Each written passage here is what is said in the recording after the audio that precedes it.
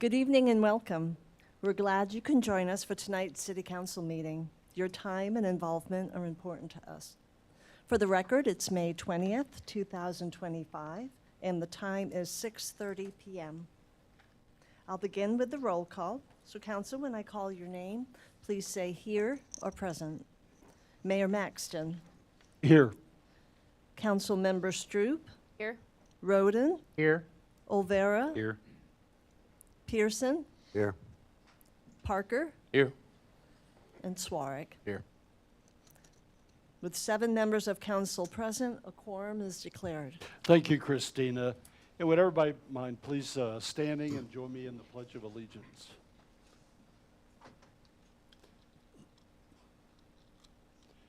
I pledge allegiance to the flag of the United States of America, and to the republic for which it stands, one nation, under God, indivisible, with liberty and justice for all. That did sound really good. Thank y'all.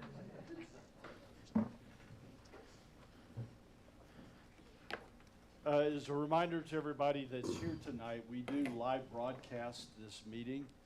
Would like to welcome everybody that's joining us for the meeting tonight and all those that are joining us by live broadcast. If you do get an opportunity to speak tonight as part of the meeting, I'd ask that you use the microphone that's up here at the podium. If you speak from your seats, the individuals that are watching by live broadcast can't hear the comments. And when you do get an opportunity to speak from the podium, I'd ask that you introduce yourself, and whether you're a Fair Oaks Ranch resident or not, or if you're with a company that's here supporting any of the agenda items that are on the agenda for tonight, what company you are from. And we'll move on now to our citizens to be heard. We had one individual sign up to speak, and Renee Gallegos, our Fair Oaks Ranch Homeowners Association president, would like to make some comments.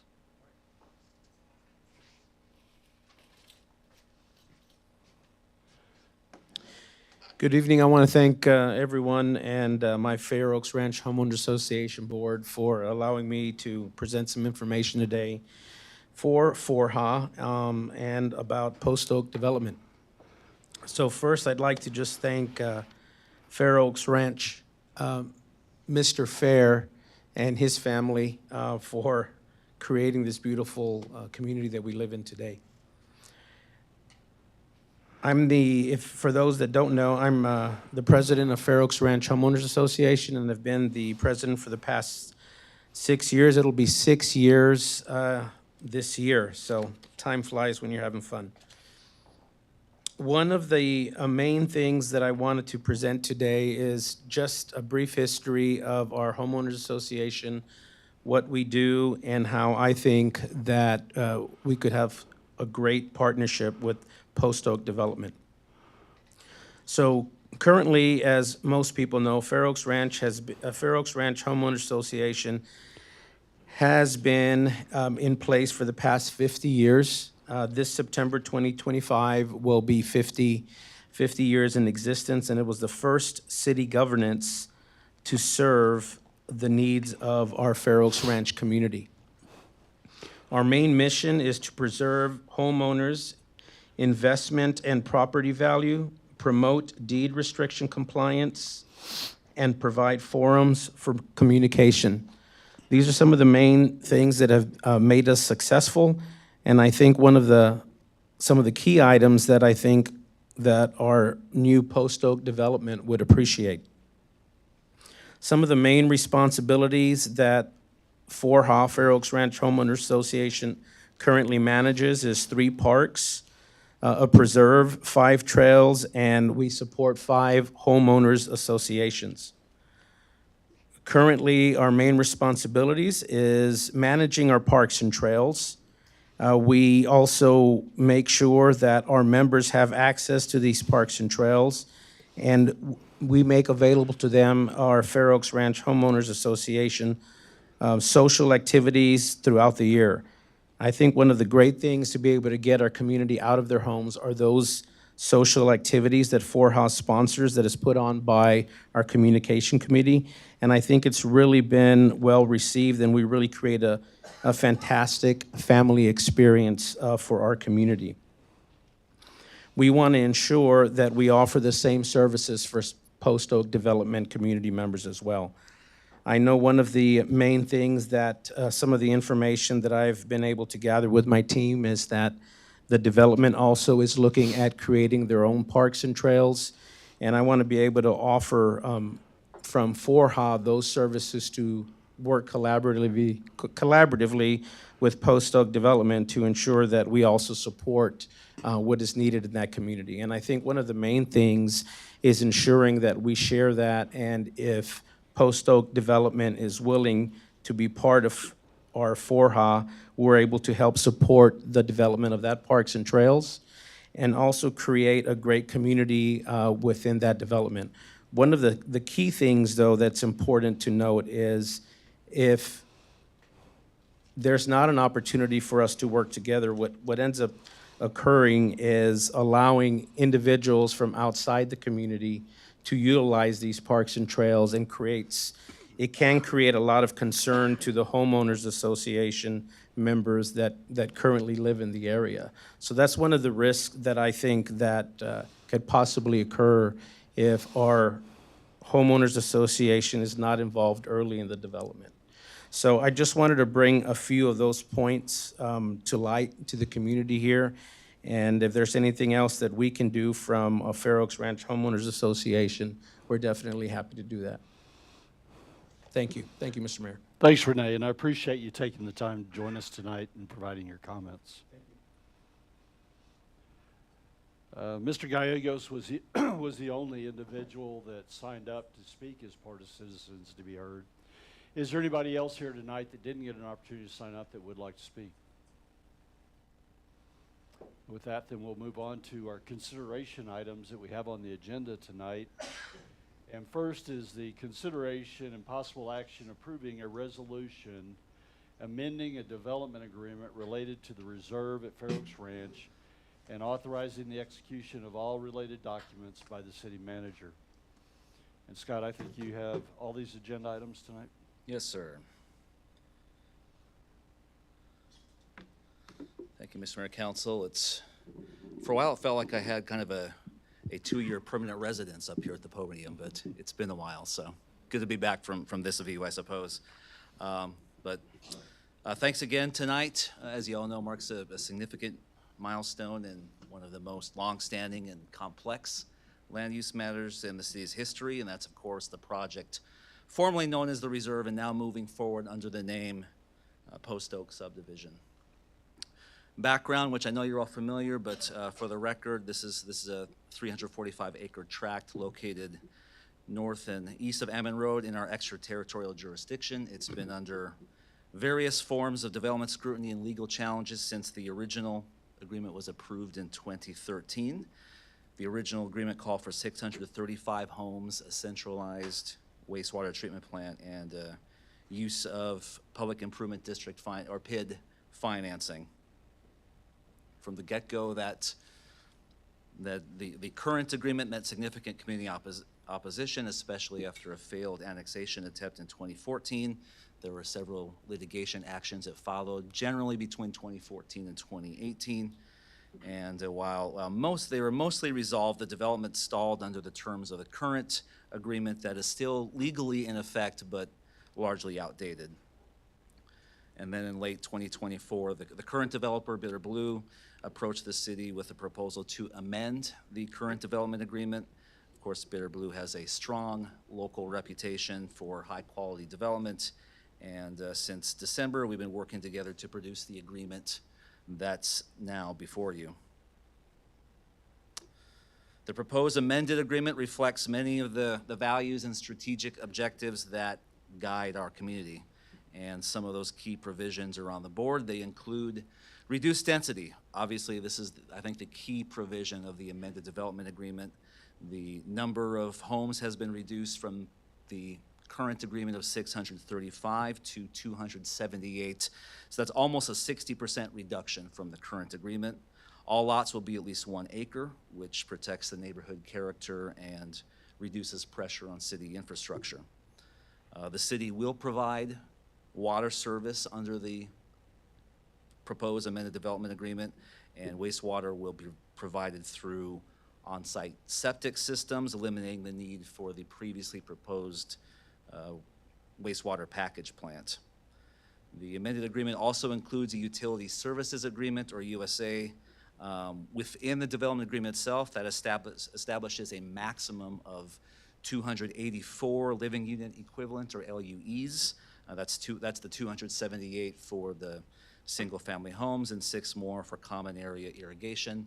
And importantly, the USA also transfers the groundwater rights for the property to the city. So by virtue of approving this amendment, the property owner will convey those groundwater rights permanently to the city. Annexation, the development agreement does call for the property to be annexed as proposed. If approved, it will be submitted for zoning later as a neighborhood residential zone. This is compatible with neighboring properties and retains the rural character of the area and our city. The development agreement calls also for enhanced tree preservation. The current development agreement is vested to the 2014 subdivision regulations. Through this agreement, we have negotiated more stringent tree preservation requirements that call for a 1-to-1 replacement ratio for trees between 18 and 24 inches, and anything above 24 inches would require council approval. Of course, the developer does intend to preserve as many trees as possible, so we expect that council action will be limited or non-existent, but those enhanced tree preservations over the 2014 subdivision regulations are included in this development agreement. The agreement also calls for a contribution to Ammon Road. This project aligns with our GEO bond Ammon Road reconstruction project. The developer will contribute proportionally toward necessary roadway upgrades along the project frontage. It will soften the curve along the southwest corner, and that will be paid for by the developer, along with the transfer of a little over 4 acres of right-of-way to the city to enable that softening of the curve to take place. The amended agreement does retain the public improvement district financing structure. We'll talk more about the PID in the later agenda items, but the PID will be used for debt repayment for infrastructure on the property, and that debt repayment will be borne exclusively by the property owners in the development, not by the city or its taxpayers in any way. And finally, the agreement calls for parks and open space, which was mentioned briefly. Any parks and open space per the agreement will be maintained by a homeowners association. The city retains public access easements to those spaces, and the agreement will, after approval, will require a maintenance agreement between the development and the city to ensure upkeep of the property as well. So there are several items on the agenda for approval tonight. Of course, the first step is approving this development agreement. That's the first in a sequence of formal actions and public hearings along the way to fully authorize and implement this project.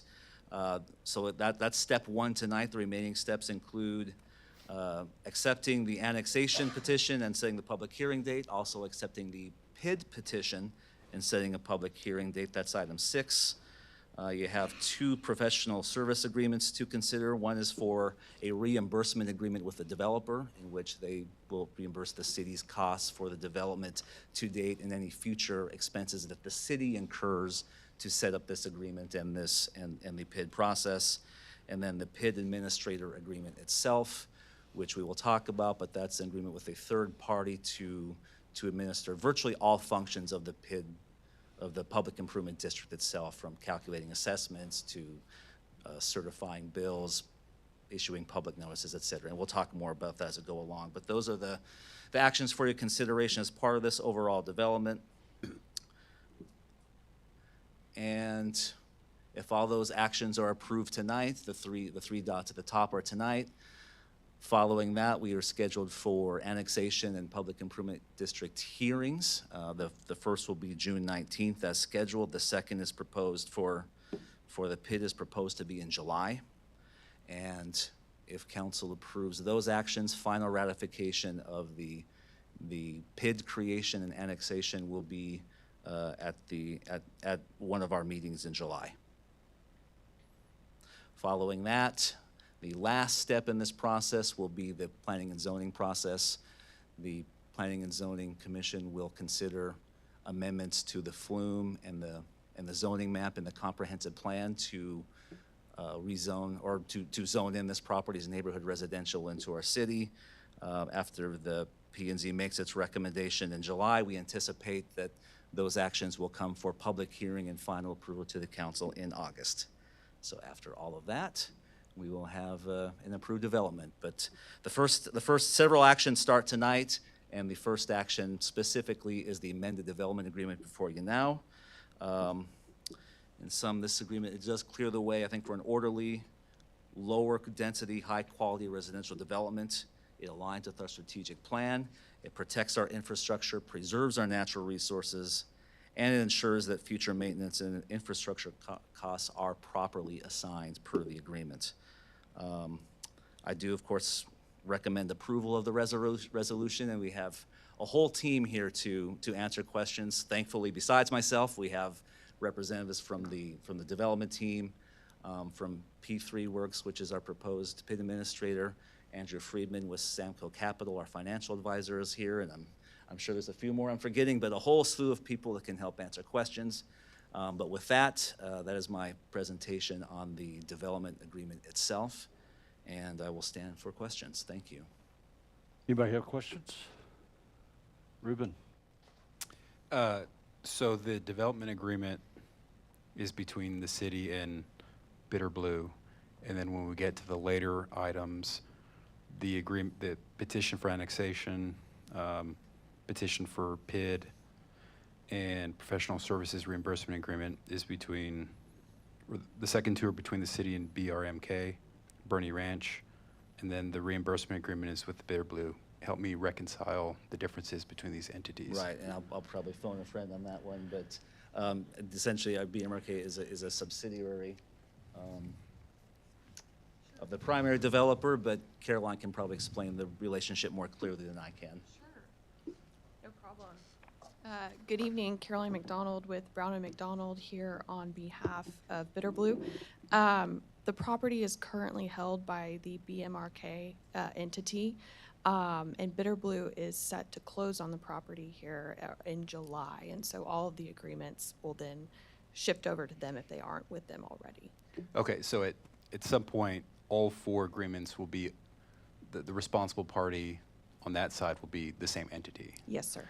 And then I know in 2.03 and I think it's 10.04 of the proposed development agreement, there's a blank for, I think, like a timeline of when, in the language of this contract, of when Bitter Blue would essentially on the become the property? owner. Yes, So sir. that's going to be filled in. Yes, sir. 12.04, I was just curious, so there's, if there's, I guess, issues going forward, it's essentially an arbitration provision, arbitration clause? I believe that is correct. Is that yes. how the previous development agreement was worded? Do we know? I cannot speak to that. Okay. Last question for now, impact fee. It was an exhibit. It was page 117 of the packet, and then a reference again on page 120. And the way I read it, I may have misunderstood. I read the first part as impact fee would be assessed whenever, I guess at the time the plats are recorded or submitted, but then on page 120, there's actually amounts filled out. Are those amounts accurate, or is it going to be assessed whenever at the appropriate time? Or are we deciding that now? We're deciding that now. And So- so that is the accurate amount. So those are the impact fees that are in effect today? Yes, I believe so. Okay. On that, the kayak is considering changing the impact fees, and so that was discussed at the last kayak meeting. And it would fall under whatever's Previous. in place at the time that the plat is accepted. Okay. So you can't be vested from impact fees, so we're trying to lock them in. We're getting our plats submitted as fast as we can in hopes to keep that amount where it is. But if we wait 2-4 years, which we're not expected to, those could change. Okay. I think that's all I have. I'll turn it over. Good questions, though. Thanks, Ruben. Thanks. Anybody else? Any questions from anybody here in the audience tonight?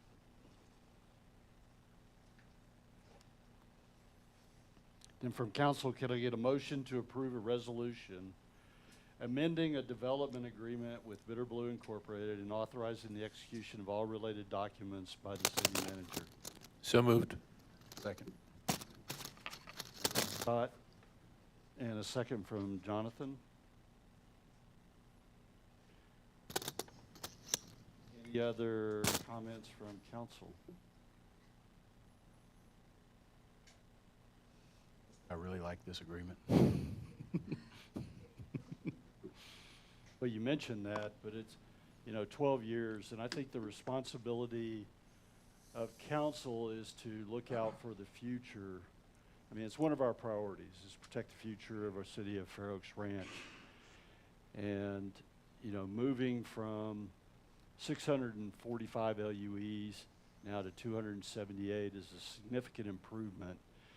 And one of the items I believe that was discussed as part of the negotiations when working with the developer is that we wanted something that was complementary to the future of Fair Oaks Ranch. And I think that's what's really been a blessing in the formation of this development agreement. So I think we have something that does that. It could be far worse. All right, any other comments? With the motion on the table, all in favor, please say aye. Aye. Any opposed? The motion is approved. Thank you all.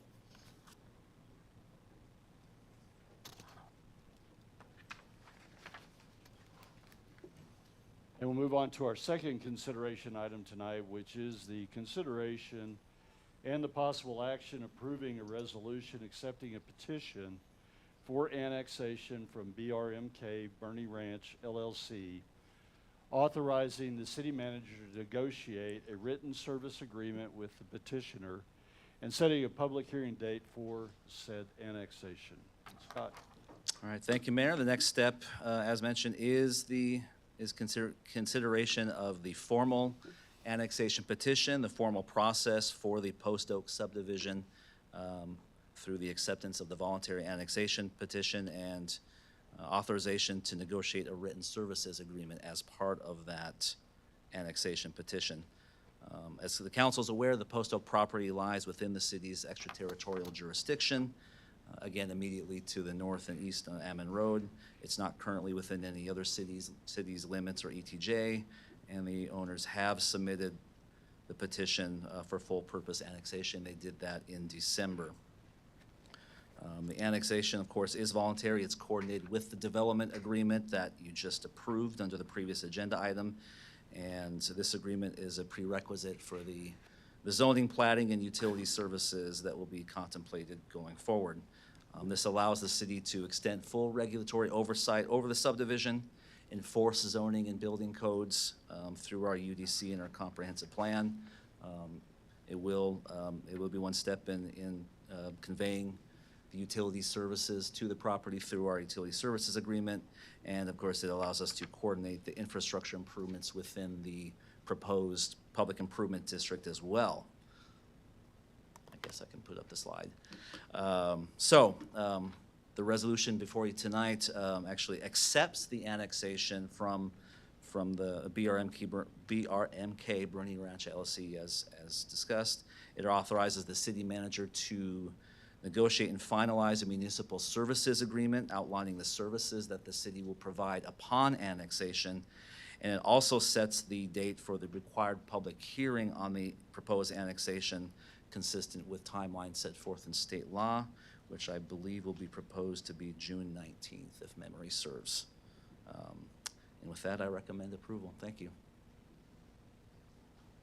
So Scott, in this, BRMK has requested annexation of this property. Tonight, we are formally receiving that request for annexation. And in that process, we establish all the procedures that are needed to approve annexation. That's correct. So we're not annexing the property tonight. We are accepting the petition. The state law does require a public hearing, so we're setting that date. Our annexation is approved by ordinance. Ordinances require 2 hearings in Fair Oaks Ranch, so we will have those readings on June 19th and presumably July 3rd for the second and presumably final reading, at which point the annexation would be final. Okay, thanks, sir. Any other questions? I have a question. I'm sure a lot of lawyers have looked at this, but is there any issue with sort of the timeline of closing between the 2 entities and then having this petition here, but then the development agreement with Bitter Blue in terms of how it all lines up? I'm assuming it's fine.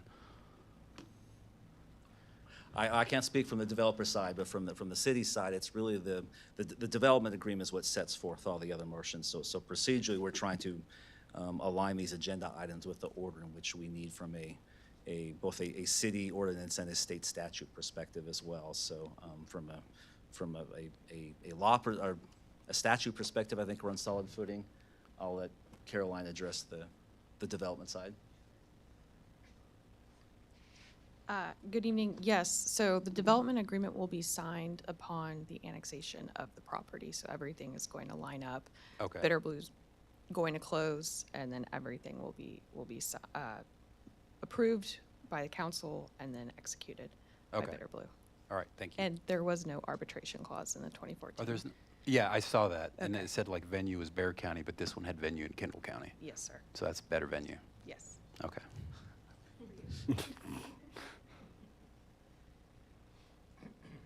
Any other questions from council? Everybody's good? Anything else, Ruben, or?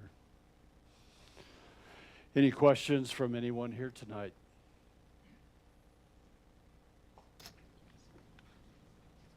Can I get a motion to approve a resolution accepting the petition for annexation from BRMK Bernie Ranch LLC, authorizing the city manager to negotiate a service agreement and setting June 19th, 2025 as the public hearing date for said annexation?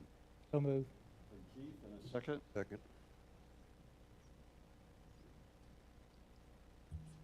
From Dale?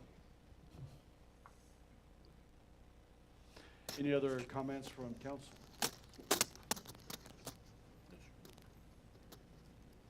Motion on the table, all in favor, please say aye. Aye. Any opposed? And the motion is approved. And we'll move on to our third item tonight, which is the consideration and possible action approving a resolution accepting a petition for a public improvement district and setting a public hearing date. Scott? Thanks again, Mayor. The next step is item 6, which is the creation of a public improvement district or PID to finance the key infrastructure improvements on the project. And again, tonight we are not, even though I just said creation of the PID, we're not creating the PID. We are accepting the petition to potentially create the PID. As a reminder, as I mentioned in my first presentation, the use of PID financing was included in both the now previous development agreement and the amended development agreement that you approved just a few minutes ago, and the annexation strategy you considered. So tonight's action again involves formally accepting the petition from the property owner and setting a public hearing date to consider the creation of the district. The petition before you was submitted by the developer. It meets all the statutory requirements, including the description of the property and its ownership, the general nature of the improvements within the district, the estimated cost and the availability of the capital for the improvements and the financing, and the proposed budget and the method of assessment. Again, the PID allows the developer to finance the public infrastructure improvements such as streets, drainage, water system extensions, and also the open space amenities through special assessments that are levied exclusively on the property owners within the subdivision. These assessments are then used to repay the bonds that are issued to fund the improvements. The city does not assume any debt or risk or repayment obligation, and the PID has no effect on the city's credit rating, tax rate, or the budget. So after tonight's action, the next step will be the formal public hearing on PID creation. That must be posted and then held in accordance with state law as well. If the PID is approved at that time, the city will eventually move forward with the adoption of a service and assessment plan, the levy of assessments, and the issuance of PID bonds. But again, tonight's resolution does not create the PID. It simply accepts the petition. It sets the required public hearing date, and that's what initiates the formal process. Once again, I do recommend approval of this resolution, Mayor and Council. In addition to the development team, again, we do have Andrew Friedman here from Samco Capital, which is the city's financial advisor, and Andrea Barnes from P3 Works LLC, to answer any nuts and bolts questions you may have about the PID creation or the PID administration process. We are considering approving a PID administrator agreement, and I think it's item 8. So P3 Works will be up for that too. But if you have any questions about the PID creation and the process itself, myself or that team are happy to take any questions you have. Any questions from council? Everybody good? No? No? Just Scott's been really good at answering them all already, so. You're too thorough. Had a lot of help. Any questions from anyone here tonight? Then with that, can I get a motion to approve a resolution accepting for filing a landowner petition requesting the creation of the Post Oak Public Improvement District, finding the petition to be compliant with applicable laws, calling a public hearing for June 19th, 2025 to consider the creation of the Public Improvement District, and authorizing, directing that notice of the public hearing be given as a requirement by law. So moved. Jonathan, and a second. Second. Ruben? Any other comments from council? Everybody good? Motion on the table, all in favor, please say aye. Aye. Any opposed? Motion is approved.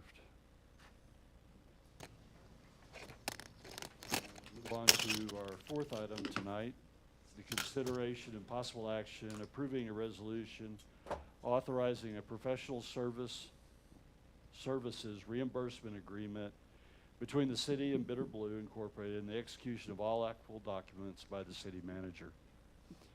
Scott, back to you.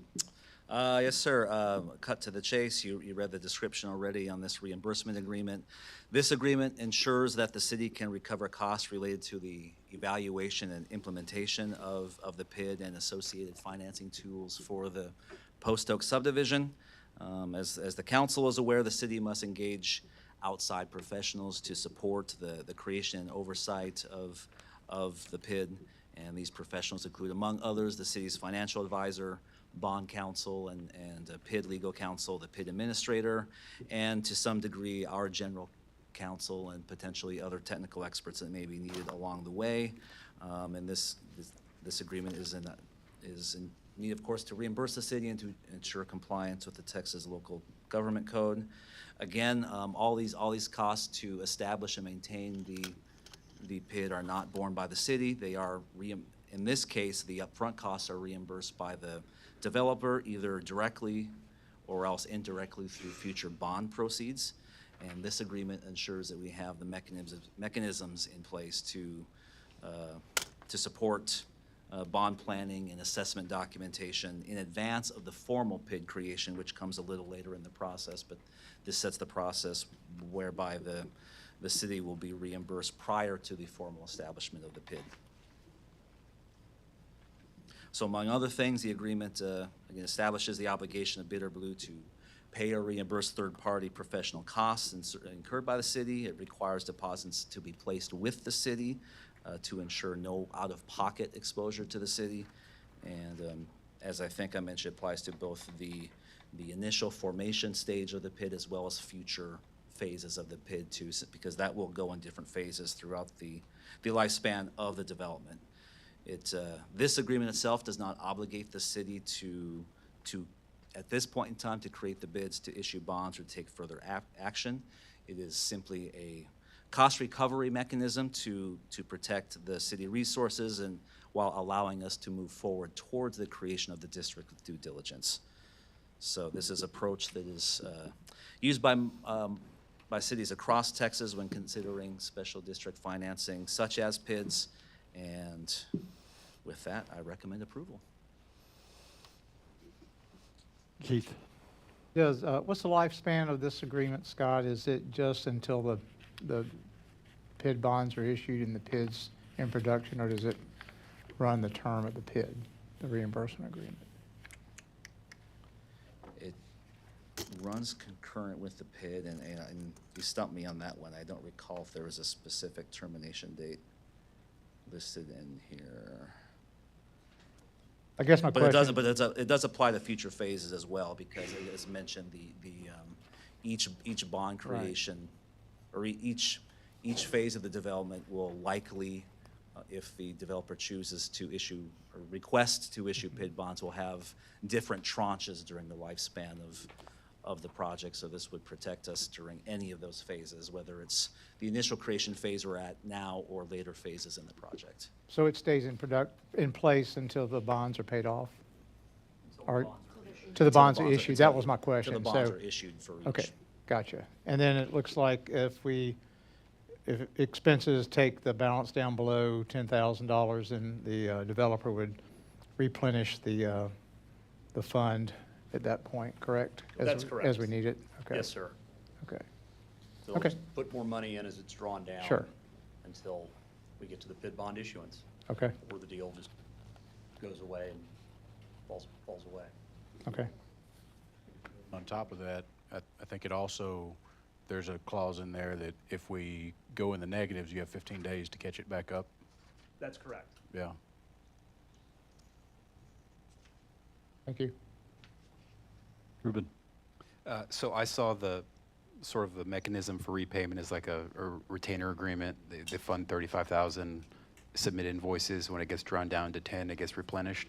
Yes, sir. And I know that Exhibit B was sort of an estimate of, I guess, potential expenses. Would you say this estimate is high? Like Yes, err on in- the high side? In reality, that's high. Okay. For the way this is moving along, and certainly there are developments that take years from even where you are now to get to a PID bond issue. It could conceivably be that high, given the complexity of this, or the lack of complexity of this issue. I would estimate that those are quite high.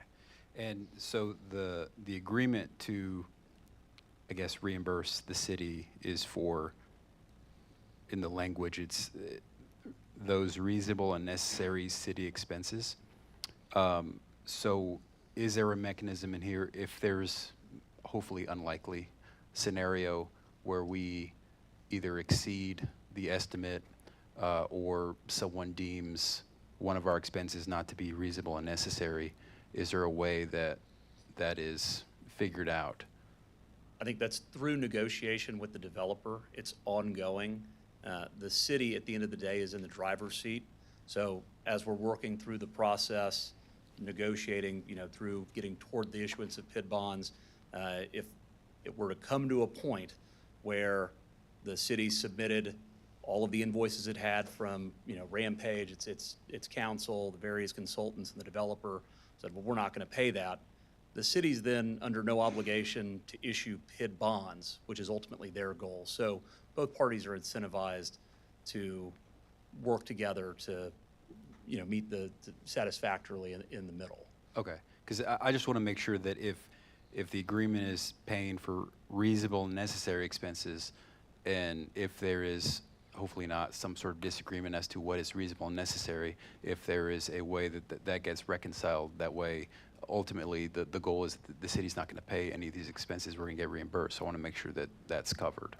Yes, and negotiations or progress in not only creating the PID, but getting to a PID bond issuance would just cease, frankly. Haven't had that happen or haven't seen that happen. But that's, I think, functionally how you would expect that to play out. And since that estimate is high, is there like a cap of how much expenses might be, or is the No, I don't estimate high think- enough to where? The estimate, I think that's more for the benefit of the developer to give them an idea of what that amount could be. Again, you run into unforeseen problems or there are just issues that require, Dan Santee's, an inordinate amount of his time, where those bills would be coming in on a monthly basis and being reimbursed. I think that the expectation would be everybody aware of why those expenses are accruing, because collectively the group is, working through solving whatever those issues that may be that arise. Okay, thank you. You're welcome.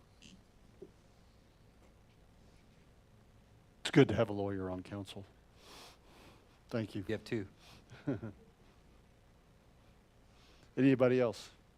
Scott, I had a question. We have an amendment to the professional service reimbursement agreement that was presented to us. Is that what we're looking to approve tonight?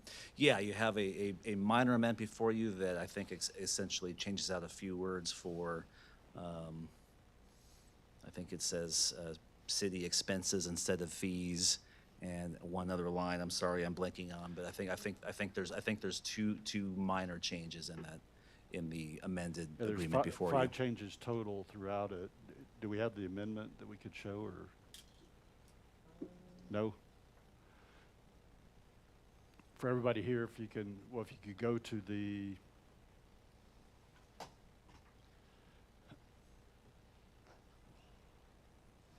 Christina, it'd be page 281.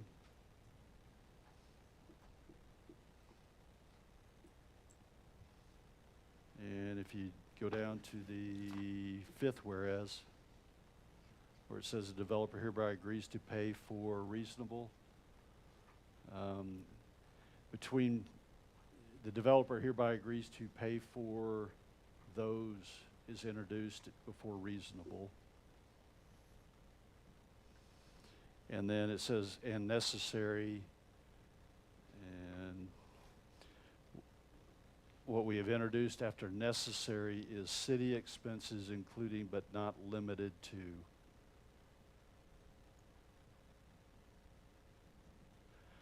And if you go to paragraph F, further down,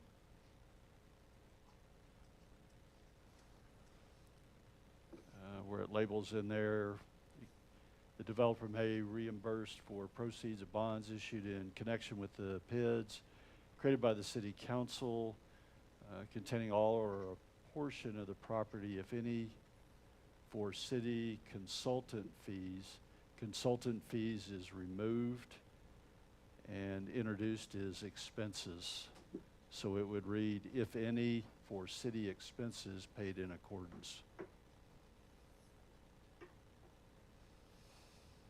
And then if you go down to paragraph 3, and in the middle of the paragraph under termination, starts off with the developer, any funds deposited by the developer that were not expended or encumbered. The words not expended or, correction. The words or encumbered are removed. So it just reads that were not expended by the city. And last, it has the mayor's signature block down for approving this services agreement, and that is replaced with the city manager as the appropriate individual to sign this. Does any council member have any concerns with the amendments that have been presented? Okay, then can I get a motion to approve a resolution authorizing the execution of a professional service agreement as amended between the city and Bitter Blue Incorporated and authorizing the execution of all applicable documents by the city manager? So moved. Jonathan? Yep. Second. Scott seconded. And I apologize when I went through this. I did not ask if there were any members here that had any questions that they'd like to ask about this services agreement. Okay, any other comments from council, discussion items? With the motion on the table, all in favor, please say aye. Aye. Opposed? The motion is approved.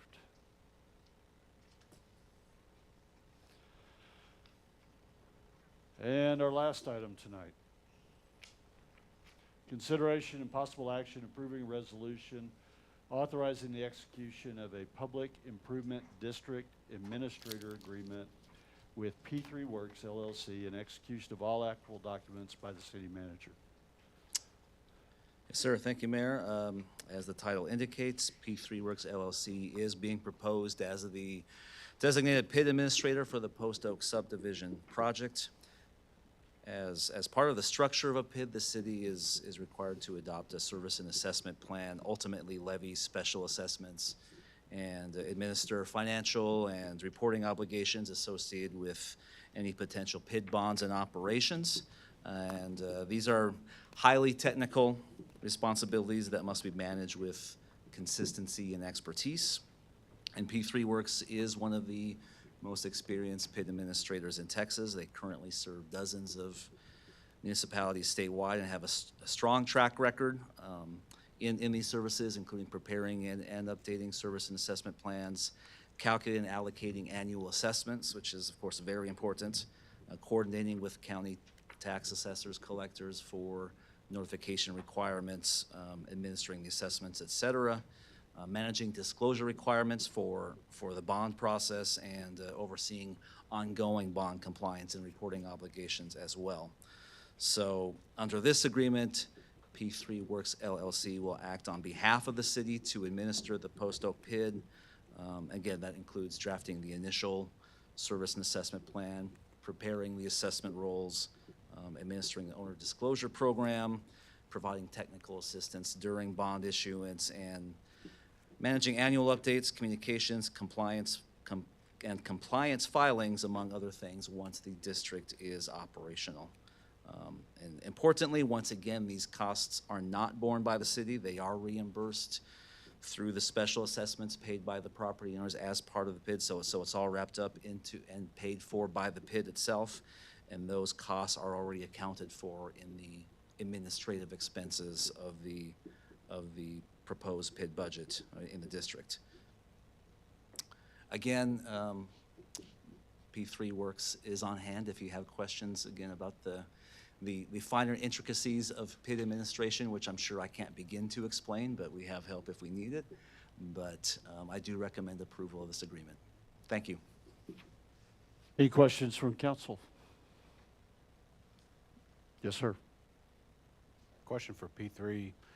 After the bonds are issued, do you typically still have outstanding things that you need to bill the city for? Or is it usually, once the bonds are issued, you're done? And No, once the bonds are issued, our work really kind of gets started on a long-term situation. So after the bonds are issued, as your city manager already explained to you, each year we provide an annual update for the city council. So you'll get to see me or someone from P3 Works once a year. We'll come and give you the annual update. We also do all the compliance filings. There's a lot of administration work that goes on. And so we will continue to stay with the PID through the life of those bonds until those bonds are paid off. okay, thank you. Does that answer your question? It does. Perfect. And as your city manager said, once it bonds, then the PID itself picks up the administration fees assessed by P3 and any of the other consultants that may be assisting in the administration, such as your external auditor. So their expenses are also captured each year in those, what we call annual collection cost. Very good. Anybody else? Good question. No? Dale? Anything? Anybody else? Any questions from anyone here tonight? Think I get a motion to approve a resolution authorizing the execution of a public improvement district administrator agreement with P3 Works LLC and execution of all applicable documents by the city manager. So move. Ruben, and a second. Second. Any other discussion from council? Motion on the table, all in favor, please say aye. Aye. Aye. Any opposed? Motion is approved. I believe that's all we had tonight. Is that it, Scott? That's it. Just a big thank you to a lot of the folks in this room tonight, and including the development team, who's been, great to work with in accommodating the needs of not only the council and staff, but of the entire community in reaching agreement that really is beneficial both for them and the whole community. So my thanks to the whole Bitter Blue team for working towards this agreement. This is a big day, I think, for all of us. I extend my personal appreciation to the council for hanging on through this negotiation process, our executive team and staff who've worked closely with myself and the council through several iterations of drafts and updates and minor but important changes to the agreements and the other process on getting these documents and process into place. That really took a village to get these items to where they are tonight. So thanks to everyone on the team. I'm looking at in the room, and for those residents in attendance who I know have been hanging on to this and watching this development for a long time. Appreciate everyone in the community patience and letting us work to a deal that I think works for the benefit of the whole community. I'm personally very excited. You all know I wasn't here to see the origin story of the reserve and its process, but I'm very gratified to be here to see what I hope will be its eventual conclusion. And I just want, again, thank everyone for your time and attention and working with us to get this right. Thanks, Scott. Thanks again. And I'd like to recognize Doug and Susie Richardson that are here with us tonight as part of the meeting. Thank y'all for coming. Susie, the daughter of Ralph Fair Jr., grew up here on the ranch, and appreciate your interest in being here tonight as part of this development agreement. Christina, anything else that we need to do tonight? No, sir. And Scott, anything else you need from your perspective? No, sir. All right, Christina, at the time is 7:22, and we are adjourned.